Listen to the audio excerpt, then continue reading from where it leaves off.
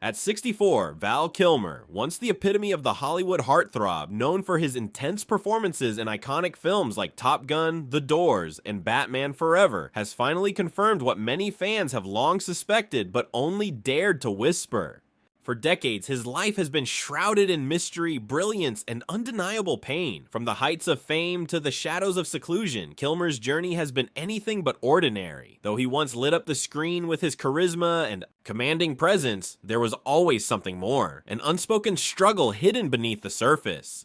His strained relationships with directors, the abrupt slowdowns in his career, and his dramatic transformation in recent years sparked countless questions. But it wasn't until his powerful and deeply personal documentary Val that the world began to see the man behind the myth. In it, Kilmer opened up like never before, revealing the toll that throat cancer had taken, not just on his voice, but on his soul. Gone was the smooth-talking, magnetic star we once knew. In his place stood a man who had lost his voice, but discovered his truth. Speaking through a voice box, he laid bare the emotional and spiritual battles he had long kept hidden. And now, in a rare and heartfelt interview marking his 64th birthday, Kilmer has admitted what fans had always suspected. Behind the fame, he was quietly suffering, not just from physical illness, but from years of emotional isolation, a fear of vulnerability, and a desperate longing to be seen, not as a celebrity, but as a human being. He confessed that his aloof demeanor and distant behavior weren't arrogance, but armor, a protective shell forged from insecurity and pain. He had been hiding for years, even from himself, but today, the veil has lifted. Having survived cancer and come to terms with his mortality, Kilmer has embraced a new chapter, one defined not by red carpets or blockbuster roles, but by peace, art, and spiritual reflection. He now spends his time painting, exploring deeper spiritual truths, and